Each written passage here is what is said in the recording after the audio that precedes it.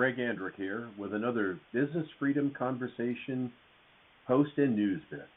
So today, President Biden and Vice President Harris announced they're running again. And this is by no means a political post or a political story, because this is a business channel that we're on here, Business Freedom Conversation. And I want to tell you that unless something dramatic happens, Biden's going to win again, regardless of his age, regardless of the economy, regardless of pretty much everything. Again, this is not a political statement. I'm going to give you my reasons why he's going to win again. Particularly, I believe, if there's a big fight on the Republican side as to who's the nominee, and particularly I think if Trump wins it, it'll crystallize things and make it even easier for Biden. So here are the reasons why I believe Joe Biden at 82 years old is going to get another 4 years as president. So this is why Biden will win the next election. I'm simply taking facts, and the purpose of me telling you this in this analysis is to prepare for what's going to happen. I mean, this is not a political post. This is a business post about what you can do when you have to consider that the Biden administration is pretty anti-business, very pro-tax, very pro-printing money and inflation, even though they say they want to fight inflation. They really want the money more. And they have a philosophy that money's just created in thin air, so print some more.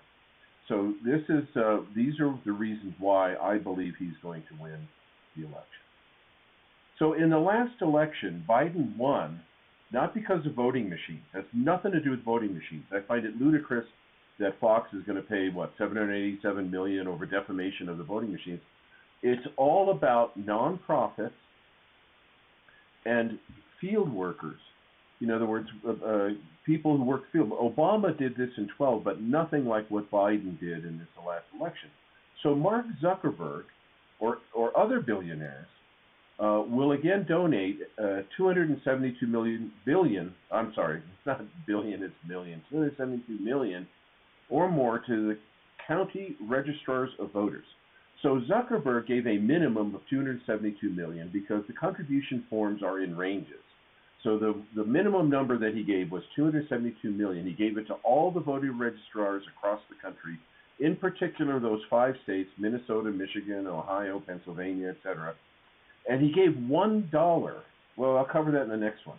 But he gave it to all these registrars to go out and collect mail-in ballots. And I don't know if you remember the big fight with on Election Day, the governor of Pennsylvania, who doesn't have the right to change federal law, extended the national election by 3 days so that they could process the mail-in ballots provided by their various voter registrars.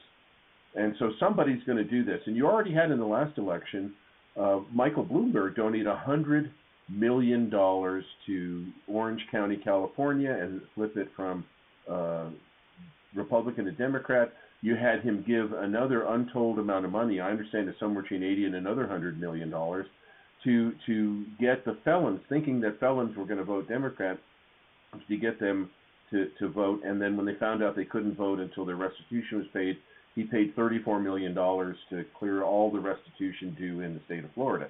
And you have George Soros out there, who's spent over $300 million to get all these DAs in the 19 cities that have the progressive DAs that won't prosecute a misdemeanor, that won't, and why you have all this crime and everything.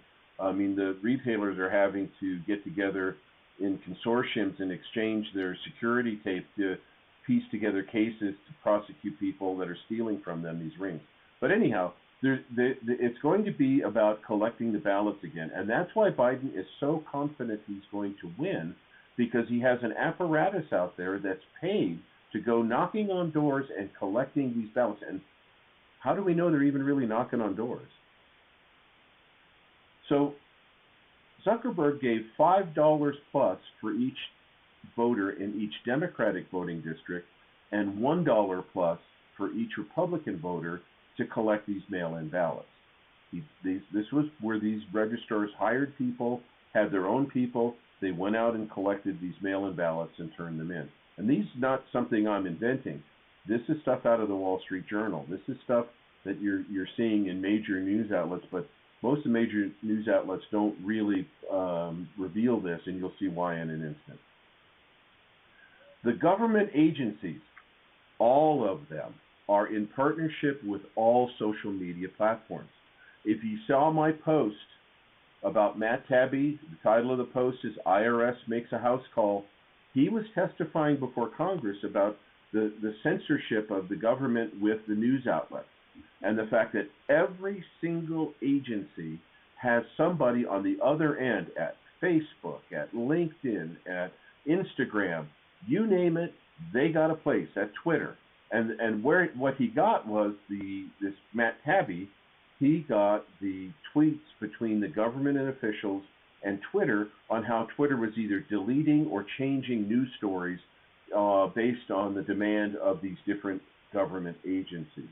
So this is another thing that's going to help Biden, because there's now a coalition between the Democratic Party and all those federal workers that belong to the SEIU unions. Well, the SEIU gives millions, if not hundreds of millions, to the elections to elect these people who then negotiate their contracts with them. So the problem for us business people is, until this conflict of interest, unionized public employees giving politicians tens of millions of dollars to elect them, and then that politician is the person in charge of negotiating their next contract, until that is broken, you're going to see the bureaucracy emerge as the fourth rail of the government. It's the judicial, the executive, the legislative, and the bureaucratic. And they're becoming very powerful, and at this moment, the bureaucratic has the ability to get stories censored, pretty much everything you see. Any news unfavorable to Biden will be delayed, and any news unfavorable to the Republican candidate will be accelerated and repeated constantly, like the Russia probe. So these are things that are really important when people are thinking about voting. So you're going to have people knocking on doors. So much, pretty much the anonymous ballot is gone. You're going to have people knocking on people's doors and saying, hey, you got to sign this, and they know who you are and who you voted for, because they're taking the thing from you. It's a big problem, and it's a big problem for us business people. And here's why it's a big problem for us business people. What to expect in Biden's next term.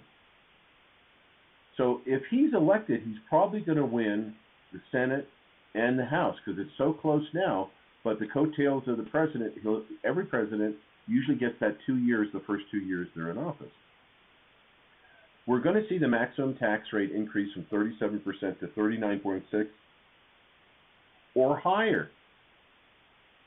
You're going to see the capital gains tax rate increase to 39.6%. Democrats and progressives do not believe in capital, and they don't believe something you hold for a long term should be adjusted for inflation. Because remember, one of the main reasons the capital gains tax is less is because there's a large inflation number in there, particularly now, and you'll see why it's even going to be more important. Social Security taxes will be increased because of all the things that they're doing and all the benefits they're letting people have. They're going to increase this, and if they control Congress, it's a virtual lock, and they're going to portray it as a really wonderful thing they did. But guess who pays those taxes? You, the business owner. You pay half of them. and they're going to crank it up. And don't be surprised if the only part of the Social Security taxes they increase is your part, not the employee's part. Medicare taxes will be increased. We've already had Obama do the 0.9% for people who make over $250,000 if they're married, and $200,000 if they're single, continue all the way on 100% of their income. This is going to be another one that they're going to portray as a great accomplishment, and it's going to come right out of your pocket. Larger businesses, I don't know if you know this is going on, but he got through the Congress, and larger businesses, those with $1 billion in profits or more, are going to have to pay 15% of book income. Now, this isn't like their only tax. They're still going to have to fill out all their forms. They're still going to have to pay all their taxes, but he wants 15% of their book income taxes. The only reason a large corporation doesn't pay actual cash taxes equal to the tax rate is because of timing differences, like accelerated depreciation, credits that have been given as incentives to retain employees and do all these other things. Well, he doesn't care. But the problem with this is, look at what it is. It's a second tax system. And he's trying to sign up. He's got like 100 countries around the world wanting to do this. And they're all squabbling right now as to how they do it, who gets credit for it, who really gets the money. But the problem with this is it's almost like a wealth tax on large corporations. So it's going to move more large corporations out of the U.S. It's going to cause, I think, unintended consequences when these companies are faced with not only paying the tax bill that's on their tax forms, but paying a tax bill that's just based on their book income that takes into calculation all these things that we accountants call deferred taxes. Again, accelerated depreciation, all the various credits, all the different things that you can get a tax break on. They want to wipe that clean and say, look, you're paying 15% of your book and you're paying what's on the returns. And I think this is going to get a lot of consequences, unintended consequences. And I think it's going to make the largest, most successful businesses in the country change how they do business, and I think much to all of our detriment. If you do business as a supplier to a really large company, you may see a large change in your business relationship and how you get paid and what you get paid and how it all works when the government's going to take this amount of money from them. So here's another thing of what to expect if he gets another turn. Unionization rules will be expanded. It will be easier for your location to be unionized. Work, leave, and benefit rules will be increased. You will have to continue to pay employees for additional types of leave. You will have to give employees more time benefits.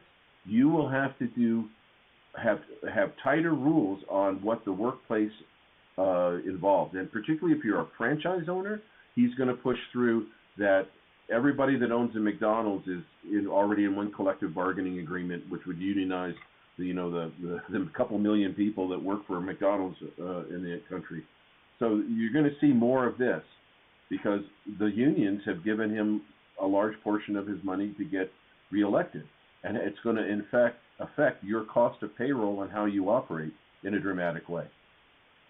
Anti-discrimination rules and reporting are going to be increased. The biggest impact I think that you're going to have is they're going to go deeper if he gets his way. If he controls Congress in those first 2 years, you're going to see more about what you, the small business owner, have to do to report all these anti-discrimination items. And it isn't just going to be by race. It's going to be gender. It's going to be this whole thing with LGBTQ and what you identify as, the non-binary type thing. But you as a small business owner are going to have to submit information and forms about all this stuff, where they get a control over what you do, how you hire, and have consequences. This is on their hot list. You're going to have more hostile bureaucrats be appointed, and they're going to be able to confirm them. I don't know if you know this, but in the first few months of his presidency, he nominated a woman that was a professor at MIT. She is a 1989 graduate of Moscow State University. Yeah, the one in Russia, not the Moscow in Idaho. And she wrote a thesis which she refused to give the banking committee. I thought all theses were public, but she refused to give it to her because her thesis was about the U.S. should get rid of all private banks and have the government central bank be everybody's bank. Wow, talk about loss of privacy.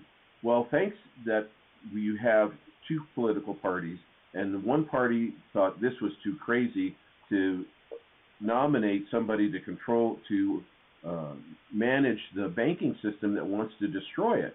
But if you look at all of his appointments, the Department of the Interior has somebody that they're not allowing any drilling permits.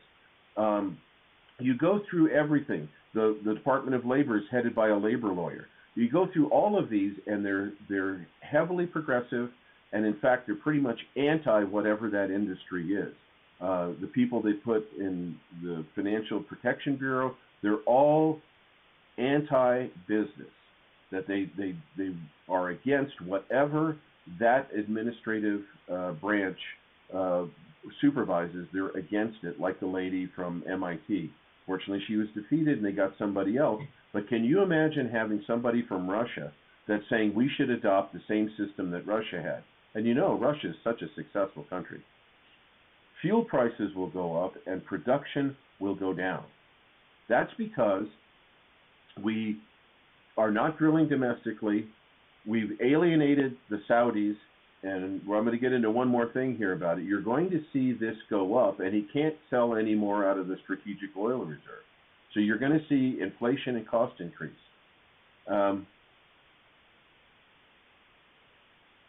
Here's also what to expect. The government and the Fed is going to print more money. They're going to just keep selling those bonds and doing this little turnaround thing they're doing, and then we're going to see inflation, and they're going to act surprised why inflation is still there. Inflation will increase and continue. The supply issues will come back. The dollar will drop in value. You have China in an open campaign to diminish the U.S. dollar. We can do all this crazy stuff we're doing with inflation and printing money and all these things because we are the reserve currency of the world. China's working as hard as they can to replace us. And this is what's going to help them replace us. Biden's alienated Saudi Arabia. India has always been loosely aligned with Russia. All their military equipment comes from Russia. Russia is who they are. And China's military equipment is primarily based on Russia. So you're going to see a coalition with Saudi Arabia, India, Russia, and China. And China running the whole thing, trying to then be the world power that the world looks to. An authoritarian military dictatorship. And these policies that we're running that weaken our own economy and keep us from being protected are going to bring this on. And what does that mean for you as a business person? Higher inflation, supply chain issues, regulation issues, and a whole boatload of taxes. Just look at his 2023 budget and the taxes he's got in there. What I told you he was going to do with the taxes, that's already in his budget that he's not going to be able to get passed because you have a Republican House of Representatives by 4 votes. If he wins the presidency, which I believe he will with the methods I've just told you, you're going to see all those taxes, all those rules, all that other regulation come into effect, and it's going to be during a time of higher inflation and higher energy prices. The higher energy prices are going to be one of the root causes of the higher inflation. So anyhow, what does all this mean to you in the end? You're going to need representation because of the tax issues. You're going to have an unfriendly governmental environment, and you're going to have a very unfriendly IRS as this goes forward, where they unroll their plan to more than double the size of the IRS. So continue to watch for our methods of how you handle this, and you're going to find ways to at least mitigate some of it. Again, it's Greg Andrick, Business Freedom Conversation. We'll see you on the next one.